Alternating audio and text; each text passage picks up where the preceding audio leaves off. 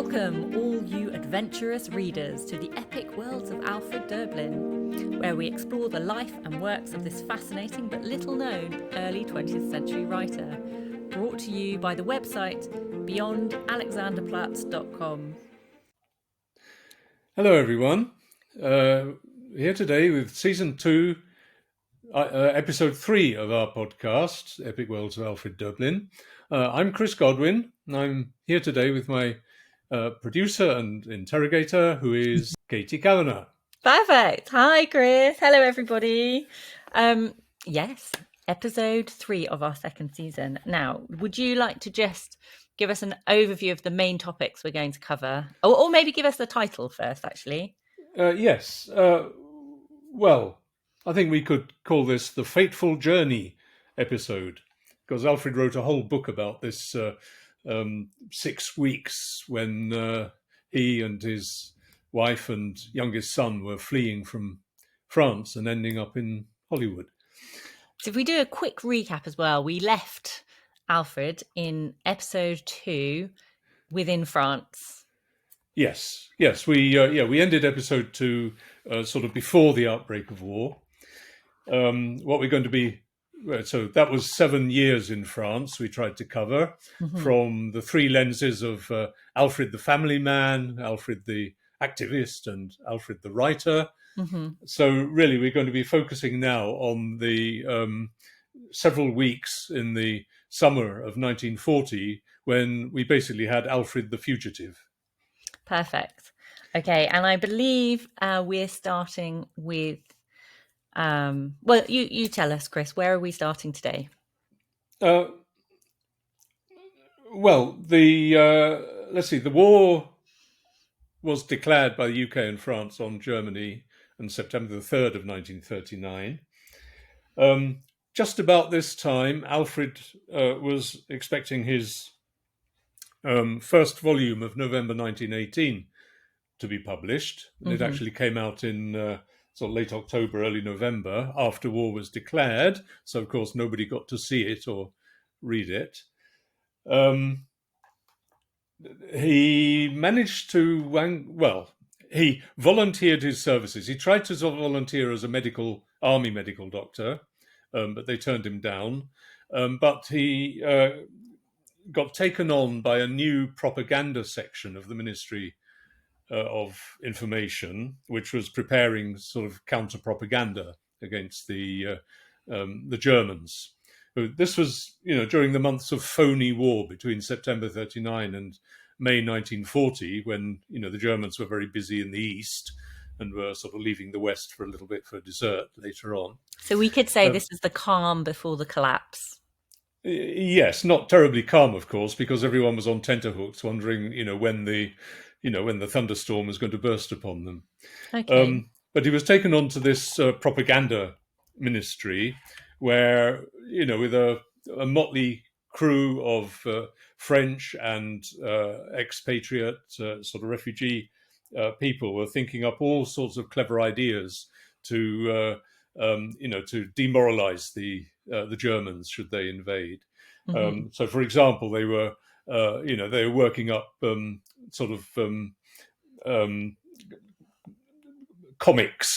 propaganda comics that would be dropped from aeroplanes onto the German troops.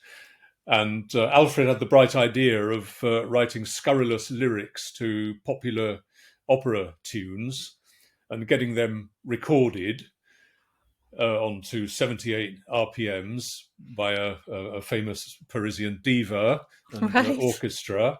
And goodness knows how they expected these scurrilously altered lyrics to actually reach the ears of any Germans. It's hard to say because, it's not like the First World War where you had front lines just sort of 50 meters apart.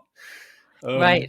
Yeah. So that would suggest that kind of gives a reason for their ineffectiveness, is the distribution of the propaganda. Well, there's all sorts of things. I mean, they ended up with warehouses full of printed matter, which was never actually distributed anywhere. Oh, interesting. And then, I mean, those 78 RPM records ended up at the bottom of a river. They just sort of threw it away as they were escaping from Paris. No. Yeah. So it's So it was a a bit very of a dead end. strange sort of time. All these very learned, very major figures of literature and Yeah. and So graphic arts and so on. But how did at this time then how did Döblin balance his literary work with his government propaganda role during this phony wartime?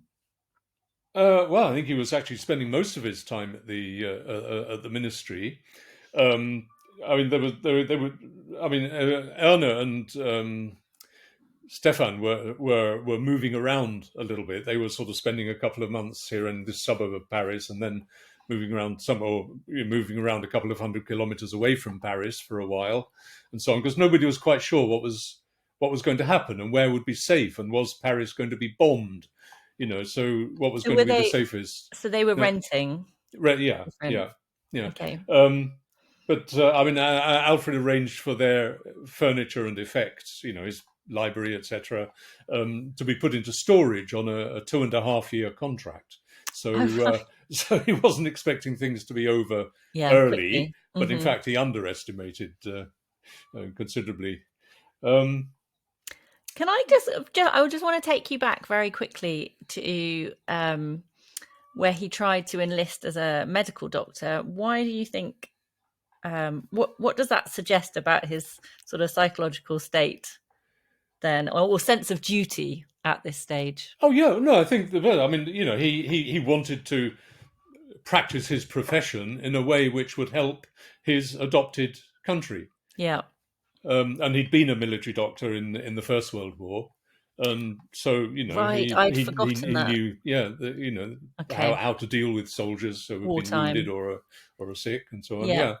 Yeah, but I guess because he was over 60 at this time, Okay. and the language issue would have been a problem Yeah. possibly. So so I mean the propaganda ministry was probably a sort of a better place for him to end up. Got you. Yeah, Okay. Well, and obviously with his writing that makes sense. Although, yeah, yeah. yeah. So, what was he doing? Well, he finished volume 2 of November 1918, Hmm. just after the Germans began their westward march into Belgium and Holland and France. Hmm. And he actually carried this very bulky manuscript around with him for sort of several weeks as he was fleeing. And I say in November, Citizens and Soldiers was published, but with no chance for anybody to see it. Hmm. But he was also in the spring of 1940. He had a contract with Longmans in New York to edit and introduce a selection of sayings from Confucius. Oh. Yeah, which was still being republished until quite recently, actually. Um, and this led to a very welcome royalty check, which awaited them when they arrived in New York eventually at the end of this arduous summer. So there was a $500 royalty check, which Oh, was that's it's quite great. a princely sum in those days. Yeah, to help them Yeah, set themselves up within America. yeah. Um, right. So then in May, I say the Germans started moving westward with their blitzkrieg. You got refugee streams sort of pouring through Paris. The authorities are in a bit of a panic. They're rounding people up. Anybody who's not a proper French person was being rounded up and sort of held in velodromes and Hmm. other convenient So, locations. how Yeah. prepared were intellectuals and officials like Döblin for the sudden collapse of France? Oh, I think it was a big surprise how quickly France was overrun. Hmm. I mean, there were, there'd been big problems in sort of French morale all through the 30s. There was none of the kind of vigor that had shown itself during the First World War, where you had all the taxi drivers of Paris were ferrying soldiers out to the eastern suburbs to hold the Germans around the Marne River. Right. But now people were thinking, oh God, we're going to be overrun. What can we do? Um, anyway, as the Germans were crossing borders and invading. He just finished his second volume of November 1918. His friend Robert Minder is advising them that the family should flee as soon as possible, get out of Paris as quickly as possible.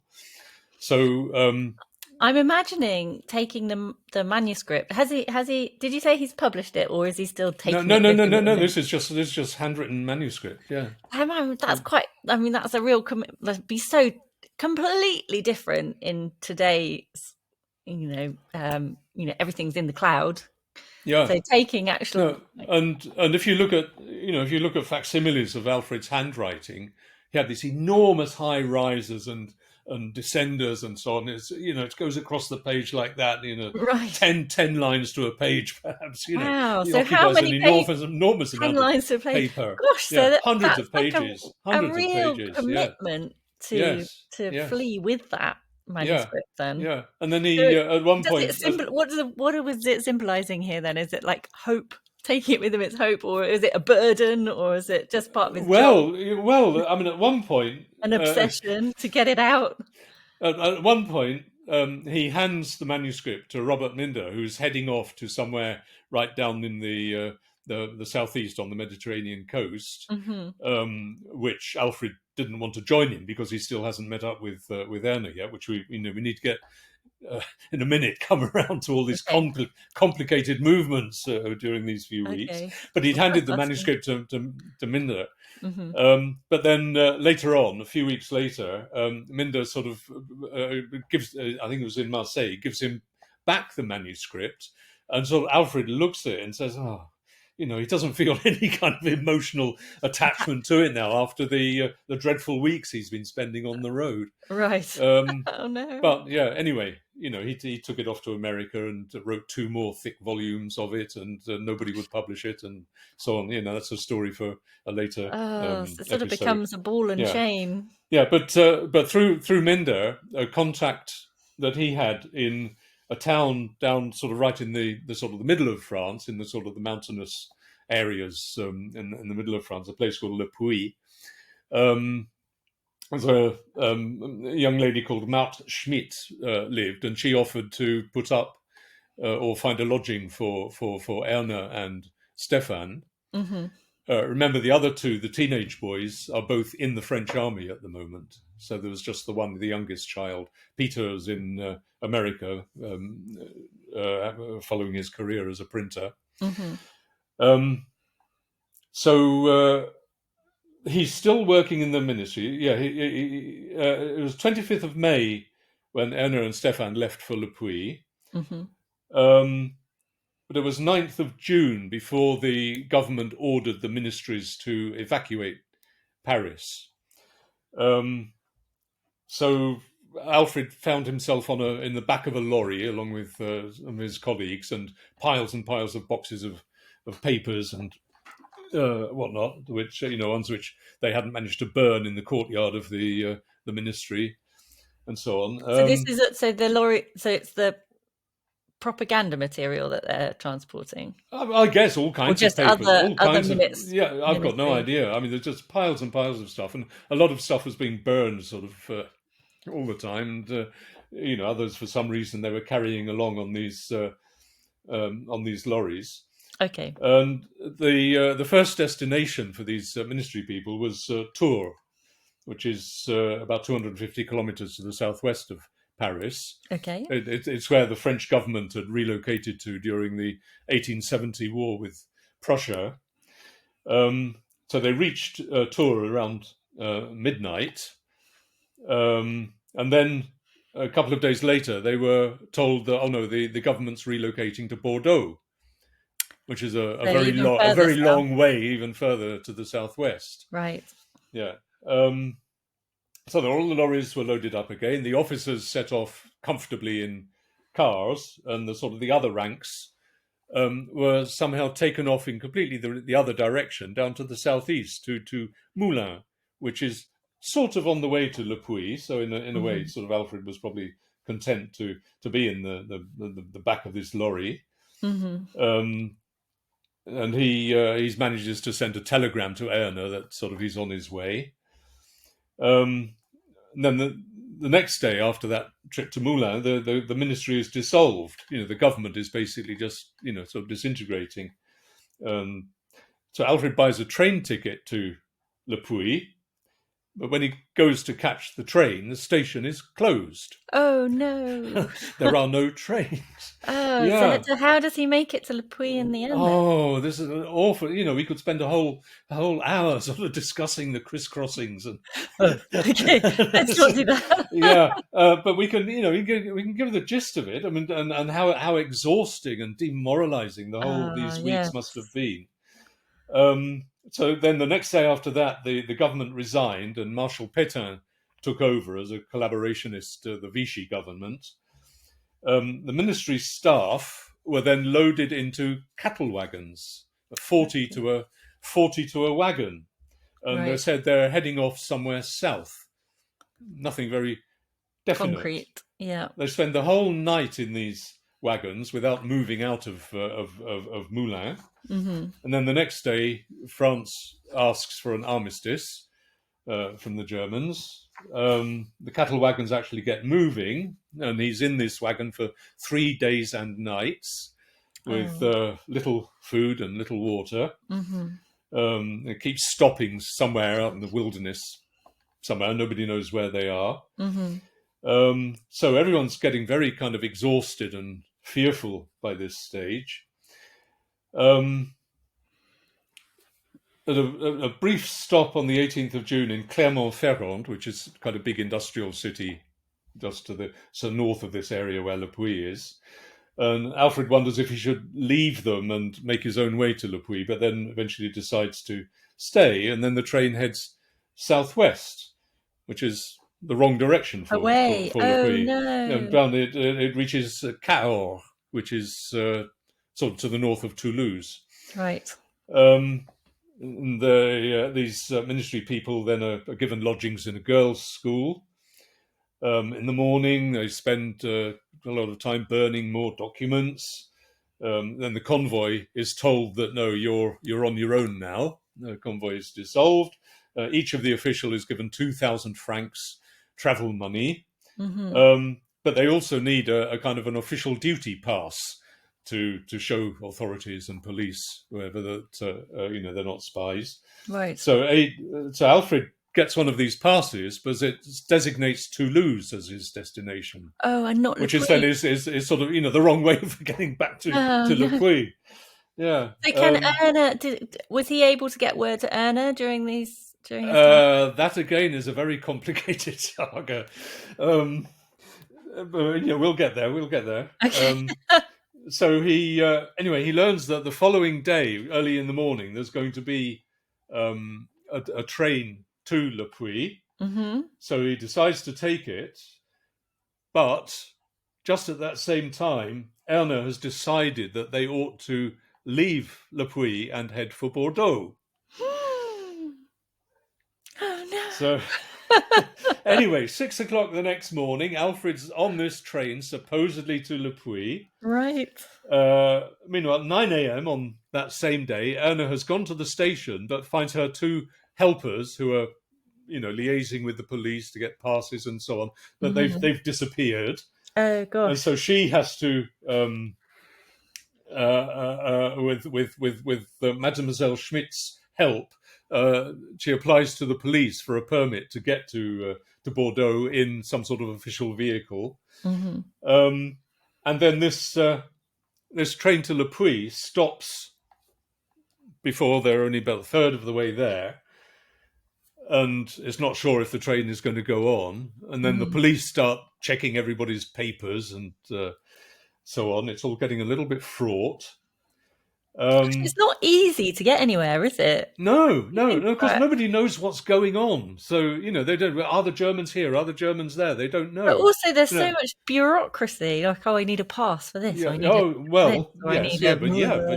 But you've got to watch out for the spies. Anyway, the train does move on a little bit, and it gets to the next, a few stops down the line, a place called Rodez, which is less than halfway to Le Puy. And then all the hotels are full. so he has to spend the night in a refugee camp. Right. Meanwhile, Erna's obtained the travel passes, and so she and Stefan have quit Le Puy in a car with two policemen. Mm-hmm. Could only take a kind of essential items, like basically just a handbag. She had to leave letters and jewelry, etc., sort of behind with Mademoiselle Schmidt.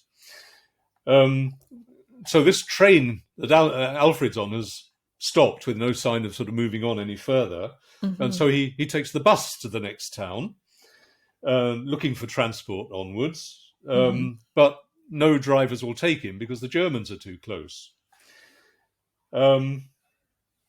But in the afternoon, he's on a train heading sort of in the right direction. It stops at some station, but the station is closed for the night. He spends the night, it's raining, and he's on a station bench. So you can just imagine how exhausted this poor sort of 60, what is he now, 63 years old. Oh. But he later on, he starts sort of rationalizing these torments in sort of quasi sort of biblical terms, that God had a plan for him, which was quite a lot of the message of the book he wrote about this, called Fateful Journey, which was latched onto by lots of sort of Christian folk to say, good, a lost soul has returned to the true faith and so on. So how does Döblin's personal story then reflect the broader refugee crisis within France at this time? Well, I mean, he was...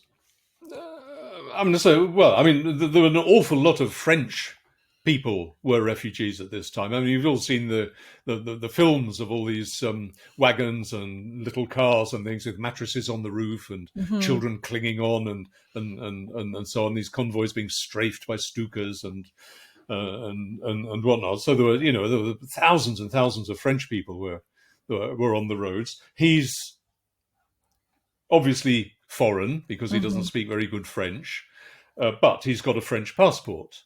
And he's got his ministry pass. Right. So he's, I mean, the police come to check everyone. He's got these bona fides, so he can sort of clear the check. So he's on the platform, on a bench. Yes. We left him in the rain. Yes. Oh. But meanwhile, while he's in the next town, Erna and Stefan have reached Rodez, which is where he'd been the previous night, and they spend the night in the same refugee camp that Alfred had been the day before.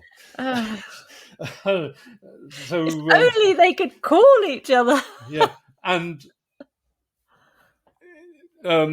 another dreadful event happened on that day, because this was the 21st of June, which is the day that their son Wolfgang shot himself rather than be taken prisoner. Oh, goodness. So how old was Wolfgang when he committed suicide? 25-ish. Are we going to talk about Wolfgang's? Yeah, I think we're going to do a whole episode on Wolfgang's life and his sad end, and how Alfred and Erna actually found out about it, and so on. There's quite it's quite a saga there. Okay. But I say later on, Alfred was again putting all this together to sort of rationalize some kind of God's plan. But yeah. So day after that, the French sign an armistice with the Germans. AD found a train at dawn, which sort of headed one stop further on towards Le Puy, where, of course, his family are not anymore. Erna has meanwhile found a taxi to head west to Bordeaux for 1,500 francs, and she only has 1,800 francs in the world at the moment. In the afternoon, Alfred took the train next town along towards Le Puy, called Mende, but Le Puy's still 100 kilometers away. He spends the night in a school. Meanwhile, Erna has arrived at Bordeaux in the evening and bumps into some Parisian friends, and including there was a French officer who had once visited them in Berlin, which was fabulous. quite useful. So he was quite helpful to them. later on. But she and Stefan have to spend the night on a mattress in the labour exchange. Mm-hmm. So, the refugee situation is quite general. These public offices being opened up for emergency lodgings. Yes. But then the next day, the railway station at Mende is closed, and no cars will agree to take Alfred on towards Le Puy. Erna's desperately seeking more information. People keep telling her to leave France as quickly as possible. And this is where she devises her plan that the only suitable place to head for is the United States. Right. So she recalls that Alfred had spent the night in a school at Cahors. Mm-hmm. So she phones that school to see if she can find out any more information. And this is the first time that she'd learned he is now heading towards Le Puy. Mm. So,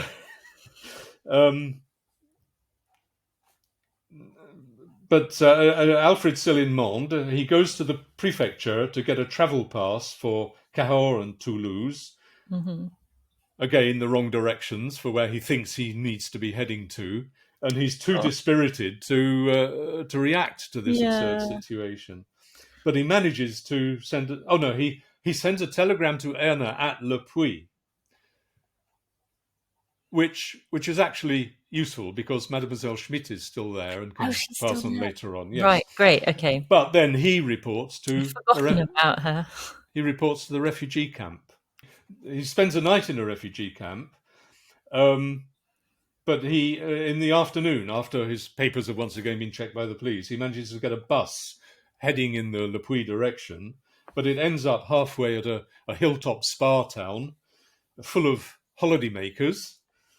They can only give him a servant's room in the attic.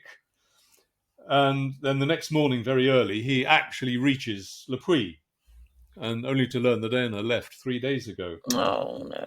He has to obtain another travel pass to go back to Rodez. He finds a car, but it only drops him halfway, back in Mende. Meanwhile, where is Erna? He has to go back to the refugee camp, which is where he's going to stay for 2 weeks. Mm-hmm. Meanwhile, Erna has gone to the prefecture to try to find, what she can do. As an official tries to find her some financial aid because she's down to her last penny, basically. A friend sends a telegram to Mademoiselle Schmidt in Le Puy, which is quite, a useful point of contact. But meanwhile, Alfred's in this refugee camp. He's very dishevelled. He's got a very foreign look. Mm-hmm. He's very, suspicious type of person. Effectively, he's in detention there. Mm-hmm. But his papers are all in order. But they open his letters.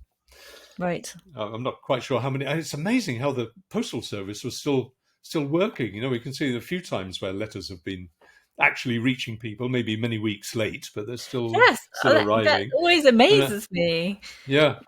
That's fantastic. Yeah. Yeah. So 26th of June then, the day after he starts his 2 weeks in the camp, is declared a national day of mourning. Right. Because, the country's been defeated. So Alfred's among the crowd at the cathedral and is very much affected by the crucifix.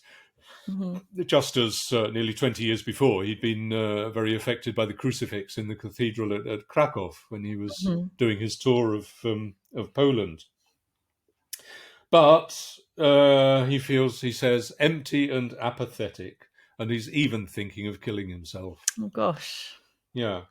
Meanwhile, Erna's got in touch with an aid organisation, and the head of this organisation will shortly arrive in Lisbon, where he's very helpful in obtaining steamer tickets for the Döblin family. Mm-hmm.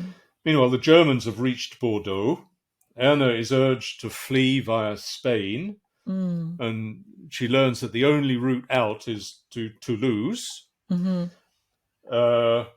The prefecture put her in touch with a local newspaper editor who gives her a lift in his delivery lorry. Mm-hmm. So at 3 o'clock in the morning on the 28th, Erna arrives in Toulouse, spends the night on a bench in a hotel lobby. But she's got a letter of introduction to the director of a local hotel school. And obviously, she is still. We keep saying just Erna, but actually, she's still With traveling Stefan. with Stefan. Stefan, who's just entering his teens at this time. Yeah. So that afternoon, Alfred has a telegram from Mademoiselle Schmidt, giving him a contact of a friend in Bordeaux who'd been helping her, and this friend in Bordeaux then can put him in touch with Erna.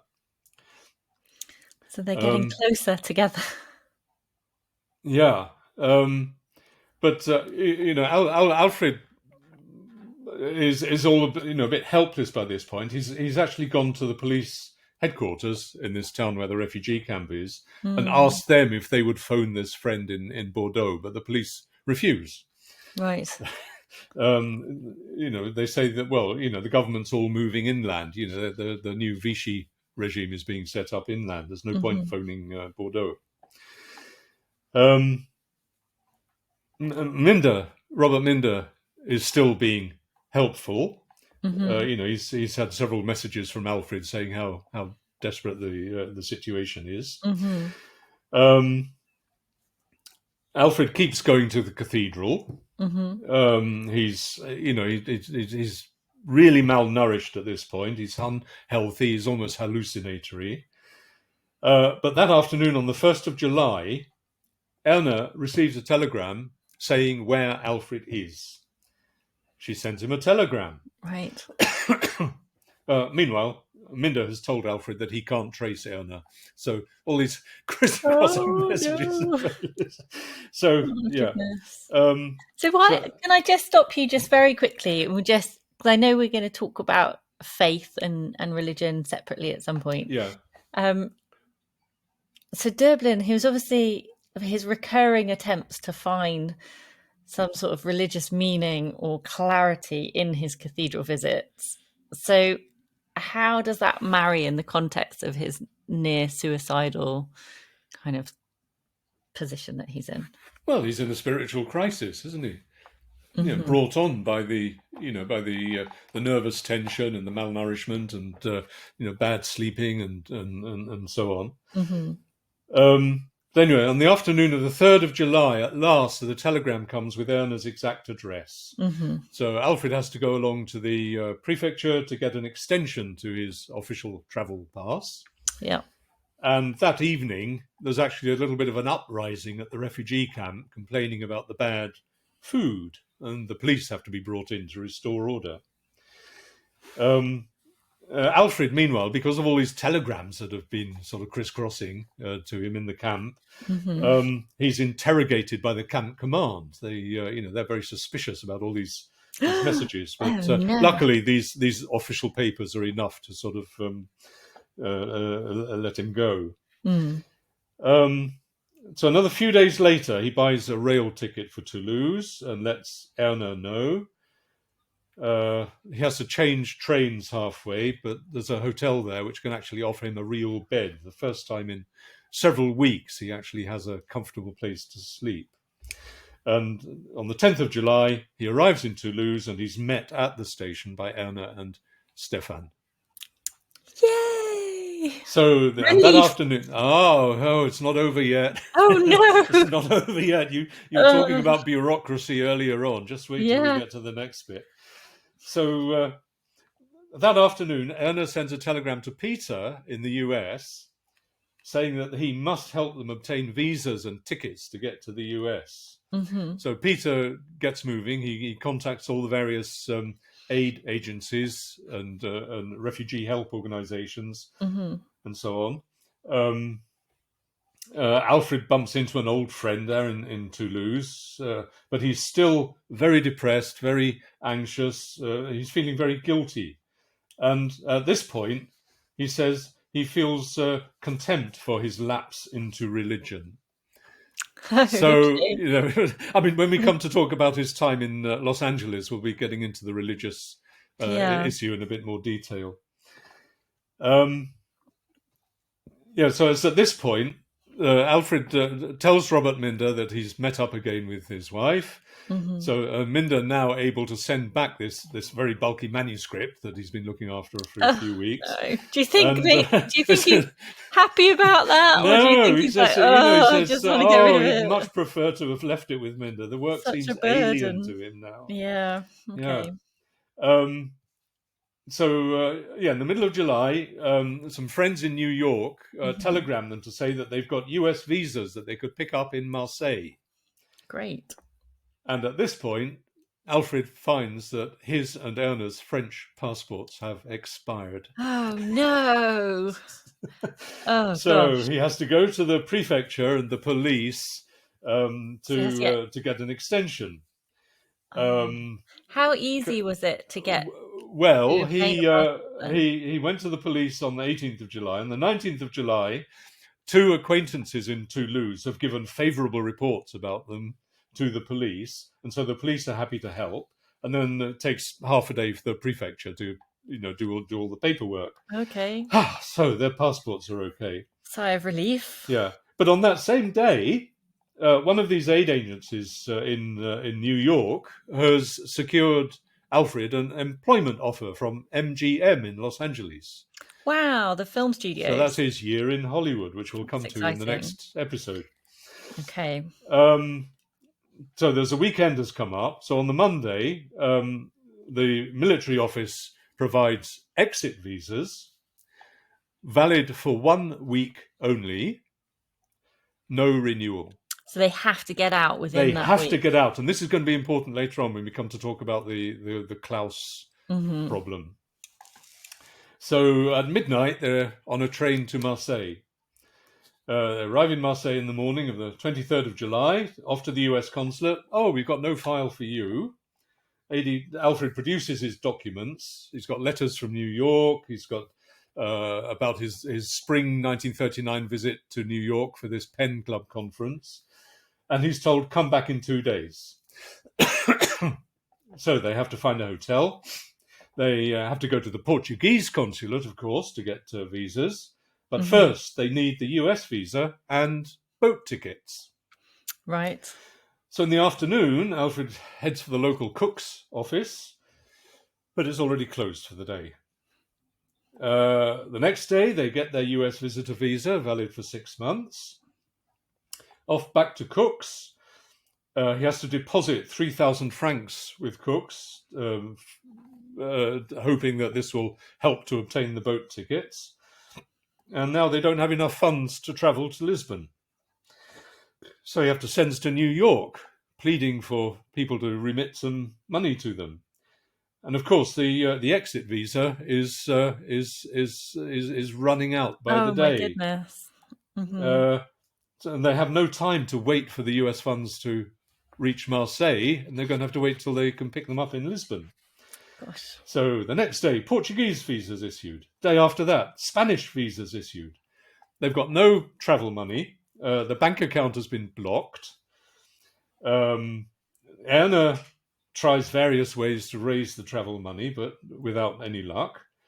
So on the last day of their French exit visa, 29th of July, they're in a deep depression. In the afternoon, Alfred has contact with the local technical school director, who checks with this French official from Bordeaux, who is now in Vichy, and he's received glowing references for Alfred from Robert Minder. So this technical school director gives Alfred 4,000 francs, flat out, no receipt needed, not a loan, and so on. And that was at the last minute. The office door closed behind them as they left. Oh my goodness. So at dawn, they're on a train to Perpignan, and Peter is told by telegram, the son in America is told by telegram of their journey. Then in the evening on to Barcelona. At the frontier, they find that the maximum foreign exchange that they're permitted to take into Spain is not enough to buy the ticket to Lisbon. So that's another little complication. They arrive at Barcelona at midnight. Another little wrinkle here is that when they were buying the tickets of the train to Barcelona, the ticket agent had asked the age of Stefan, and Alfred had said tres. Oh, 13. In No, Trey. French, Oh, 3. tres is 3. In 3. Spanish, tres is 13. 13. The ticket agent thought, oh, 3 doesn't need a ticket. But of course, when they But got in on French, the onze, douze, tres treize. and tres. No, but 11, 12, 13, onze, douze, treize. In French. Yeah, but Alfred's French was not very good, remember? Oui. He thought he was saying 3, and the agent thought he was saying... No, he thought he was saying 13, The and the agent Alfred thought he was saying 3, yes. Ah, okay. Un, deux, Yeah. So on board, of course, trois. the ticket is... Trois. So he said trois rather than treize then. No, I think he... Un, deux, No, trois. he was saying... he was saying tres, honestly. Yes. The ticket collector thought he was saying uno, dos, tres. Oh, uno, dos, tres. Yeah. Oh, I'm so confused. No wonder everybody was confused. Yeah, but of course the inspector on board the train takes one look at Stefan and says, "Oh, he actually needs a ticket." Okay. Right. Oh my goodness. Anyway, yeah, and I don't know what 3 is in Portuguese. Uno, so that's obviously Spanish. Tres. It's always similar tres. I imagine. No, but they're not in Portugal yet. There's the next day they have to go on to Madrid. Oh, okay. So it would have been to find a room for the night. Okay. And this is the end of July, and Klaus, their son, has just been demobilized near Bordeaux and has no idea where they are. Oh, and so Wolfgang has committed suicide. Yes. Does Klaus know about Wolfgang? No, very worried about it. No. I mean, we'll read a bit of a letter. Okay, that, and so Klaus doesn't. I'm assuming Klaus doesn't know where Erna or Alfred or Stefan are. No. And how old is Klaus at this moment? He is the third son. I think he was born in 1916. So he's 25. Okay. Yeah. Yeah, so Wolfgang would have been 27 at the time of his suicide. Okay.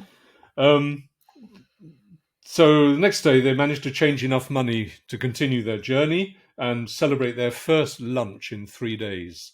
Oh, wow. And then in the afternoon they're on a train to Lisbon. They're at the frontier the next morning. There's a frontier official and invites them to join his family for a meal. Mm-hmm. In the afternoon, they're on to Lisbon. There's a French-speaking Portuguese fellow passenger phones ahead to find a cheap lodging for them. Mm-hmm. So, people being very, very helpful. Really helpful. Yeah. The kindness of strangers. Yes. And those small... That must be quite...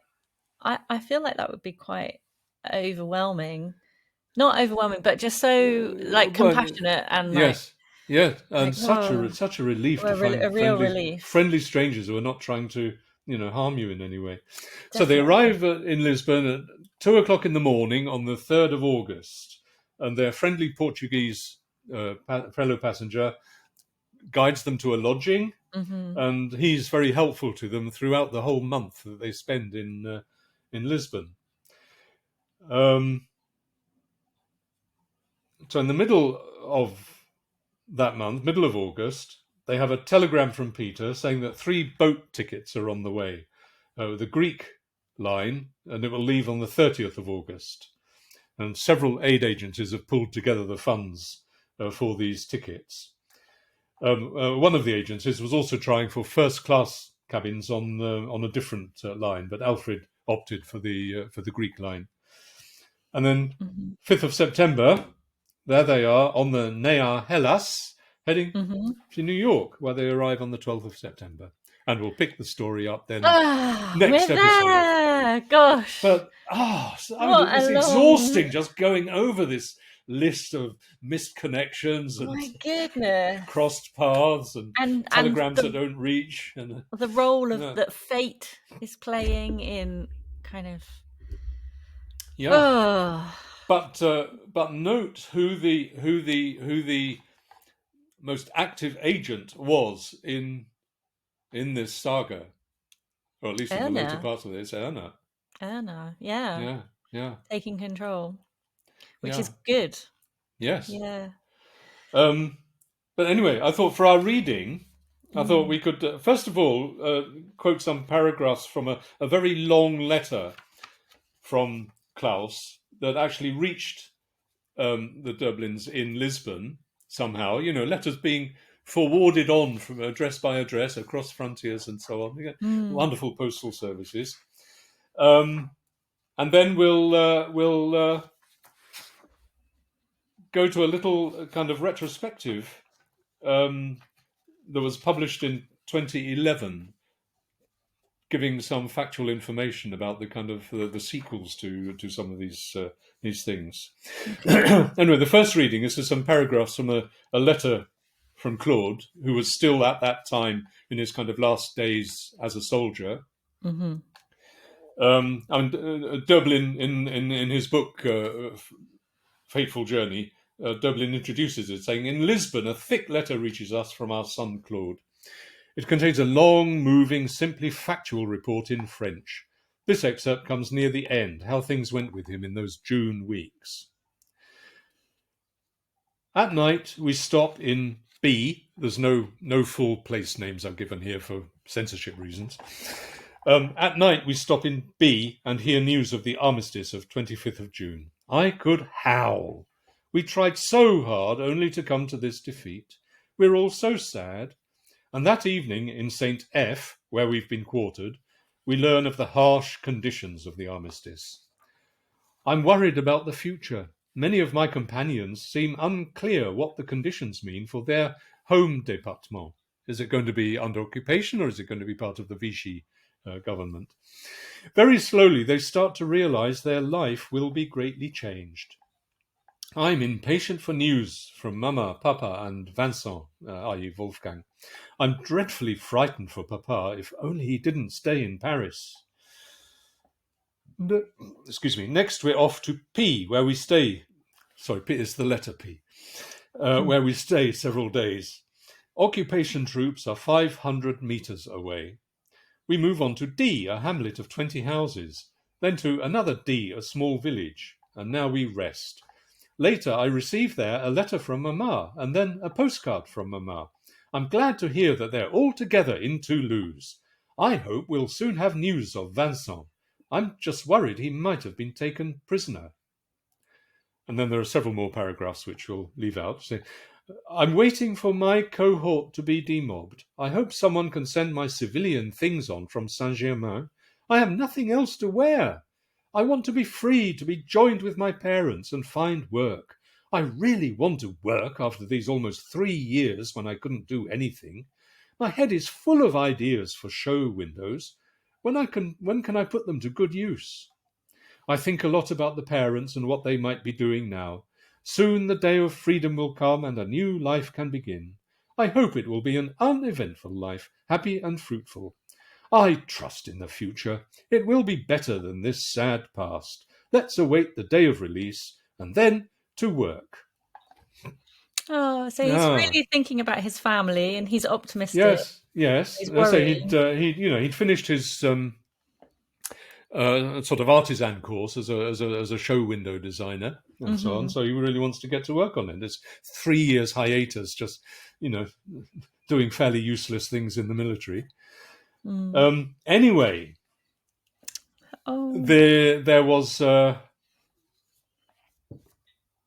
long-lasting consequence to the fact that the exigencies of the situation meant that Klaus didn't meet up with his parents before they left for America. And this comes in a letter from Stefan, Mm-hmm. written in 2011. He's in his late 80s by then, yes. He's correcting several errors in the enormous biography of Döblin that was published around that time. Mm. This letter the original letter was actually written in English, but you can hear the French accent as I read through. So, Okay.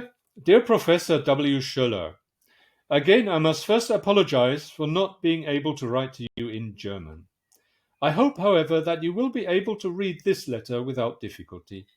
I understand that you are presenting your biography of Alfred Döblin in various locations in Germany. I sincerely hope that this gives you new readers and a significant reward for your accomplishment. I regret that I must, however, let you know that your text on page 711, where you narrate the days in Nice in 1948, does not reflect correctly the facts. It is very important to understand what really happened in August 1948, as it had a very significant impact on my parents. It marked deeply the relationship with Klaus, and is one of the explanations of the dramatic weeks leading to my mother's suicide on September 15, 1957. In a few lines, my mother and I had agreed that my parents, Natalie and I, would take advantage of a few days of vacation in Nice, where Natalie was born in June 1923 and where still resided her mother, to at the same time feast on the 10th of August, the 70th birthday of father, as well as to celebrate that same day the Catholic baptism of my son Francis. My parents had a great desire to use this double feast to have for the first time since 1940 a family reunion with Claude and his wife.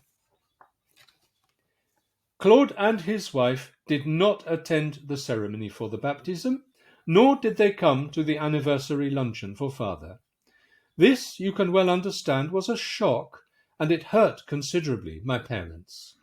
In order to try to bring back peace in the family, father went alone to Claude's home, bringing with him a bouquet of flowers. Lilou opened the door to him, but pretexting that Claude was ill, refused to let him in, even though father argued that he was a doctor and could possibly be of help. When father returned, we were all still sitting together waiting for him. He was completely destroyed, not understanding the cause of this attitude. Obviously, the reason was that Claude and his wife did not forgive the fact that the parents in July 1940 had not waited a few days so that he could join them for their flight to Spain, Portugal, and the USA, nor had done in the following years the necessary steps, so he thought, to get him out of France and come to the States.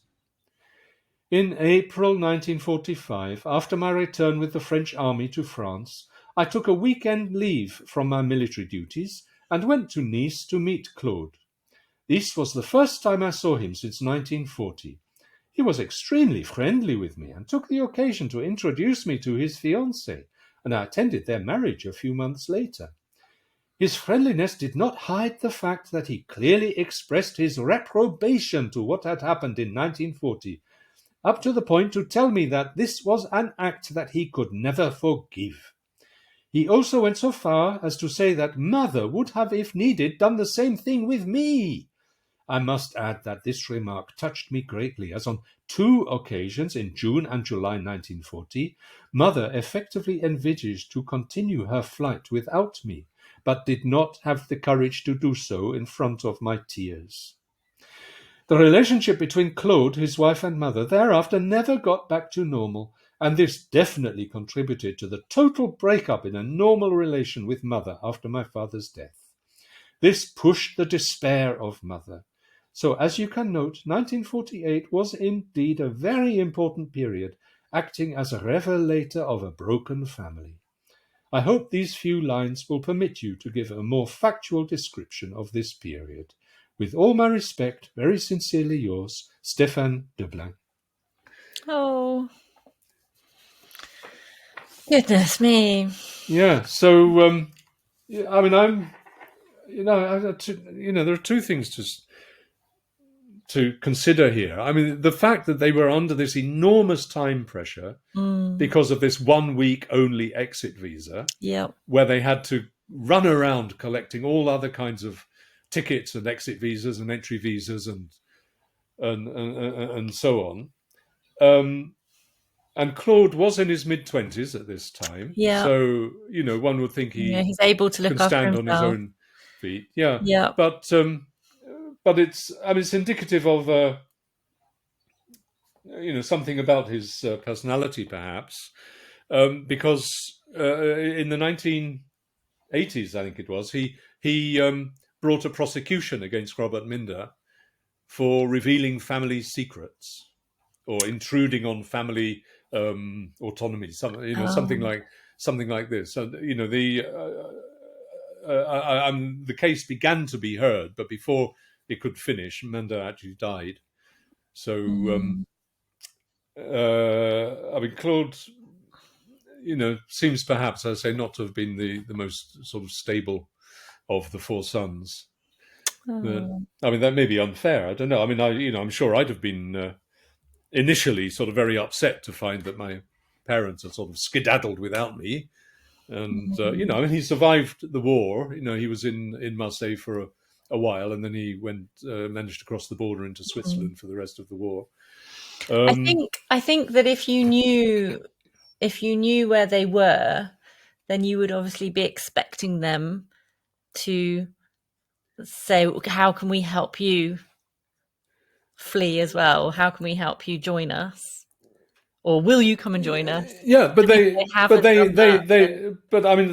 letter that reached them in Lisbon, this was the last that they heard of Klaus. When they got to America, they had heard nothing of Klaus and nothing of Wolfgang. And they were, they're really worried about, what's happened to these two. But Klaus, obviously says, he's worried about his father in particular. So that would have, led him to think, well, okay, it's annoying, but they were under these enormous time constraints. So they really had to leave before they could let me catch up with them. Yeah. And then, of course, getting extra tickets for the boat, extra exit visas for the son, extra travel money. There's so many telegrams and whatnot flying backwards during that time that I can't imagine that when Erna and Alfred and Stefan got to America, I can't imagine that that Erna especially wouldn't have tried to make contact somehow. Oh, I'm sure they were. No, they were asking around. People could.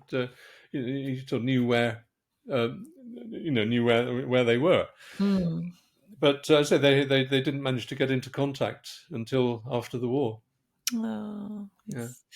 And how that so sad that the same thing replicates itself today during wartime as well. Of course, other refugees today. Yes, but with with mobile phones and such like, it's easier. It's a lot less frustrating. I thought, yeah. Anyway, that was the tense, dramatic escape from Europe, and in our next episode, we'll be looking at their 5 years in the United States. Oh, brilliant. Well, that was we've been going for 58 minutes. Crikey. I hope our listeners have stamina for this one. It's a big one. Yeah. But there's there's a lot of this information is not readily available in English. So there's a lot of this is kind of the first time that people will be aware of a lot of the details and nuances. Okay, thank you so much, Chris. That was a fact-filled episode. Thank you for keeping us on course. There was a lot that happened within a short space of time, a short period of time. Yeah. Brilliant. All right. Well, let's say goodbye, and we'll see everyone next time. Okay. So thank you very much. Well, thank you everyone for listening up to this far, and we'll have an exciting episode. I'm not sure if we'll need more than one episode actually for the 5 years in America. Maybe we'll have to break it down. I think, but we'll certainly be looking at Alfred's year in Hollywood. Okay, perfect.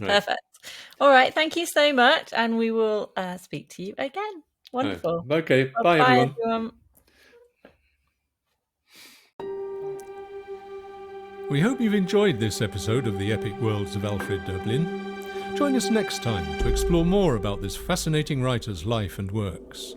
Meanwhile, visit the website beyond-alexanderplatz.com for posts about Döblin and some of his unjustly neglected contemporaries, as well as downloads of translations. So until next time, happy reading!